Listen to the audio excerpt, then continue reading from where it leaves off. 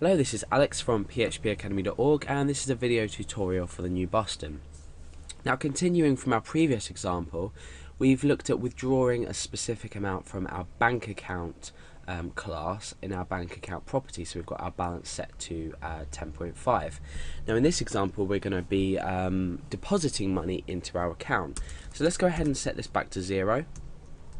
And let's go down and we'll slightly modify this. I'm going to put a break here just so it looks a bit better. And if you haven't watched the previous tutorials, go back and watch them, because we do this we're learning basically object-oriented programming by example. So the example is a bank account class where we can assign a new bank account to a variable, and we can do things like withdraw, deposit money and things like that.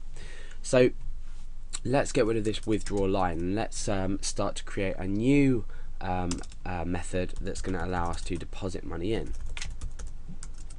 So public function deposit, and in here we can just call the amount, the variable amount once again. Now there's no real limit we need to check on this, because you know the person's free to deposit as much money as they want into their bank account generally.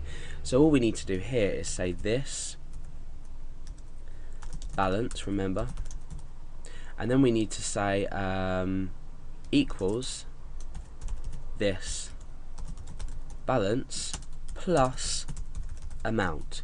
So we're starting balance out with 0, so our balance is 0. With this deposit method, we're taking in an amount with an argument here, and we're adding it to our current balance. So let's go down and check that this works. So we're displaying our balance here, and we are updating our balance in here. So again, we use Alex, and then we say deposit, and we can deposit an amount. So I'm going to deposit, let's say, £1,000 into my bank account. So I'm depositing 1,000, and then I'm displaying my balance. So let's get rid of this line first of all and see what we're left with. So balance 0. So now let's come into our code and uncomment this. So now we're depositing £1,000, and our balance now changes to 1,000. So now what happens if we want to deposit £1,000 and then we want to say withdraw 200 and something? So we can say withdraw 245, for example. So you can already see that this is such an easy way, once you've got your correct structure set up, to do specific things with your class. So we're modifying the property values. So let's come in and refresh. You can see it's changed to 755. So we've taken 245 off of the balance. Okay, so what we're going to be doing now is we're going to be creating a new instance of this bank account class, but in another variable name, and this is going to allow us to have individual values for each class that we initiate, if you like. So let's go ahead and get rid of this first of all, and get rid of this so we can write it out in a moment. So Alex equals new bank account. So what happens if I want to say Billy equals new bank account?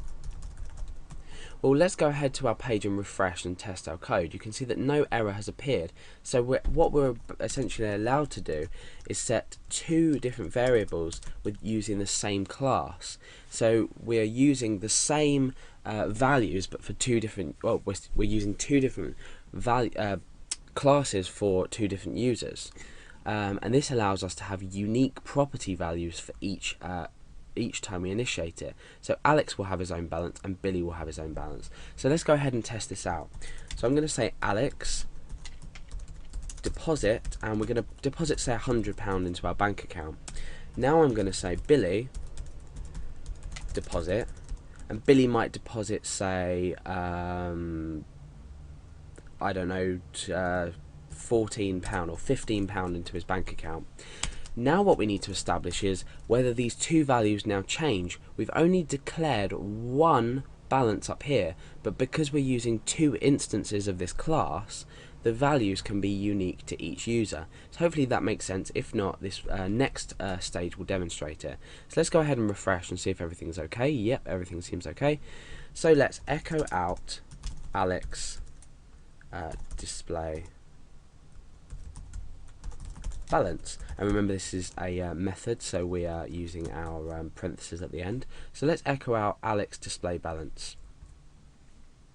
Okay, so balance 100. So I've deposited £100 into my bank account using this deposit method, and my balance is displayed as 100. So now what happens if we say Billy and change this? Well, you can see that the balance is only 15. So you can see that even though we've only got one class called bank account, we're able to use it for different users. So let's just echo out both so we can see this. So now we're going to echo Billy display balance. So we've got two different balances, £100 and £15. This corresponds to Alex and Billy. So you can see that we have two different values, two different property values, so balance is different for both users even though we've only got one class. So you can really start to see how this can be useful in shortening the amount of code that you're going to have to write when you use object-oriented programming in PHP. So let's go ahead and just add a few more things in here. So I'm going to say Alex deposit 100, Billy deposit 15. Now down here I'm going to say Alex withdraw 150, which is not going to let us. And then I'm going to say Billy withdraw, and I'm going to say we'll just say 250 for example. So let's go back to our page, refresh.